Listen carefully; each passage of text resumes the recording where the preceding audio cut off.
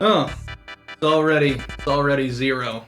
We used to only have 2 certainties in life, that being death and taxes. But now, we've unlocked a third one. There will always be a content creator that has to have inappropriate conversations with a minor. I wish we didn't have that certainty, but with the track record of, I don't know, the last month, with the likes of Dr. Disrespect messaging a minor, or Diddy having a intimate hugging match with Tana Mojo when she was 17 and he was 25. And now, to finish off this unholy trinity that we have before us, we have Kris Tyson, or Ava Kris, or maybe it's just Ava. I'm not sure. I didn't keep up with it. TLDR, Mr. Beast's longtime friend, Kris, who a lot of people knew. There was a lot of drama back then when they transitioned over to Ava. I'm pretty damn sure Kris was a well-liked person in the Mr. Beast little group. And then after they transitioned, there was a bunch of fun like transphobia controversy stuff, and Mr. Beast was like, that's my person, leave him alone. But Kris or Ava, and I apologize, I'm not really interested in giving this person any respect anyway. Quite a few allegations have been brought against Kris,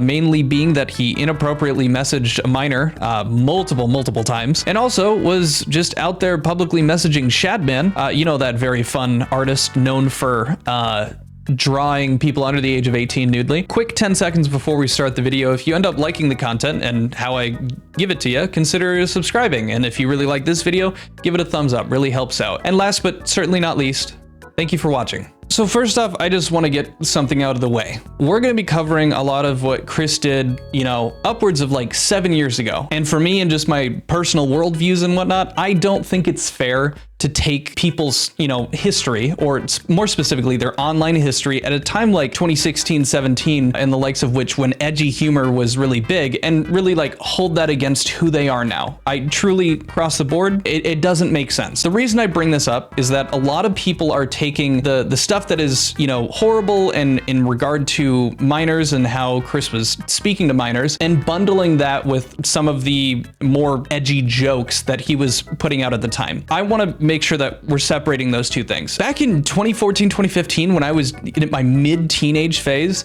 I said some heinous stuff, okay? For example, Kris put a tweet out, when you're hitting it from behind, she says, that gentleman with the mustache did nothing wrong. I for sure said something similarly.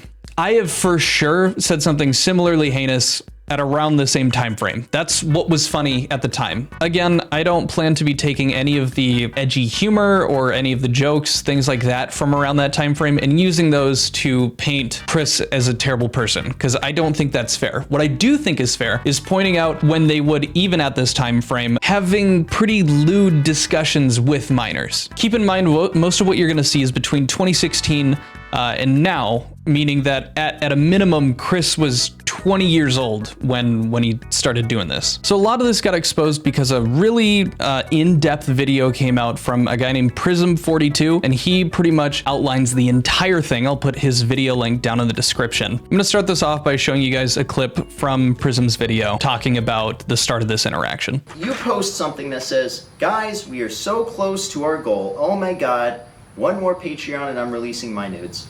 And of course, this is some poorly made joke. You know, this kind of joke, it says a goal of $3. I want to see if anyone is dumb enough to give me money. But of course, it's only you and this other guy in this Twitter thread. And this is the part I have a problem with. This isn't a group chat. This is literally just him and this other guy that he's been talking to and that he's friends with online. Lava says, I'm your first Patreon, big boy. Now keep in mind, Kris Tyson, he would have been 22 years old at the time, or around that age. And you have this guy who was born in November 12, 2003. He would have been 14. I feel like this is common sense. Unfortunately, it doesn't seem to be.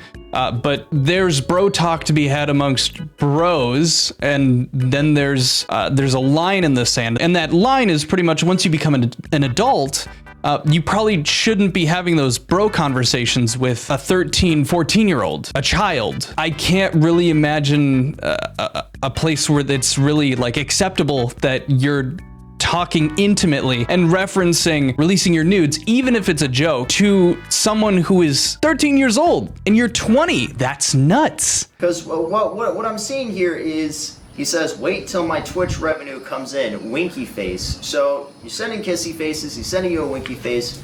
And the premise is you're trying to give him enough money so you can get his nudes. And of course, it continues. He says, check again, and he tags you, I think. At least that must be you, or he's tagging you. And of course, he says, I posted some fire nudes for you. Please no share.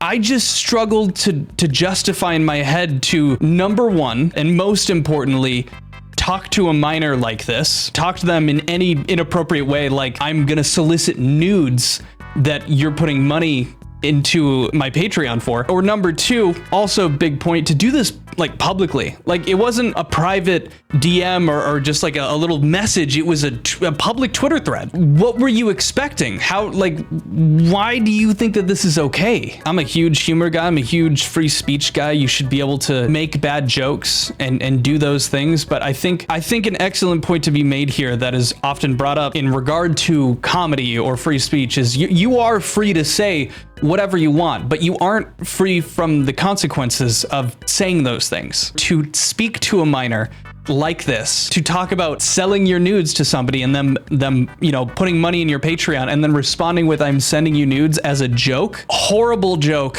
at best. At worst, I'm not even gonna say it. It's alleged.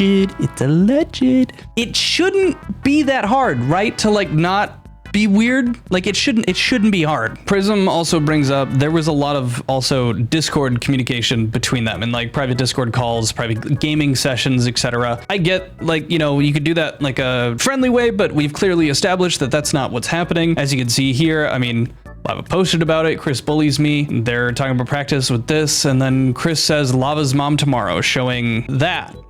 That's a crazy thing to send to a 14-year-old. Additionally, there's numerous times where Lava is calling out the fact that he knows that Kris has like some sort of hentai addiction or just enjoyment of it. Why are you aware of that? It implies that this has been a discussed topic at least a few times. Okay, so another point that was made is that Lava apparently had gone to meet Kris at some point one-on-one. That's the rumor. I don't think that that was the case. Lava has since come forth and talked about specifically this event. He went in a camper and met the crew with his family present. So it wasn't like this one-on-one session thing. And that's gonna lead us into Lava, the minor in question at the time of all of these messages, coming out, I believe, on Twitter and responding to these allegations that were sent towards Kris's way. So he responded just yesterday saying, "These videos are massive lies and twisting the truth. Ava never did anything wrong and just made a few edgy jokes. I was never exploited or taken advantage of.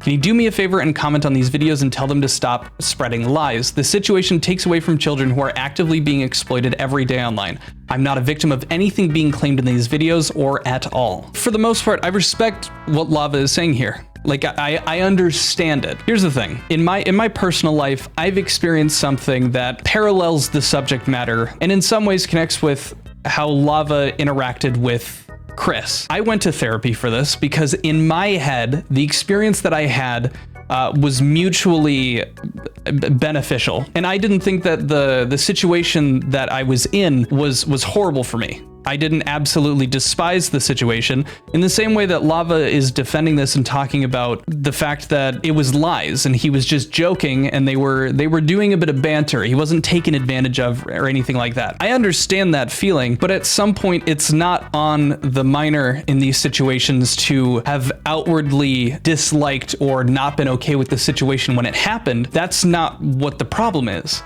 There is a 14-year-old that can write home and tell the court and tell the judge that they were totally cool with any of the inappropriate conduct that was done by an adult in question, but the law is the law for a reason. I'm glad that it doesn't emotionally impact Lava. I'm glad that it's not hurting them every day of their life that they, you know, got talked to in this type of way from a 20-year-old. But at some point, it is not okay. And it's not on Lava to recognize that it's not okay. It's on Ava. It's on Kris.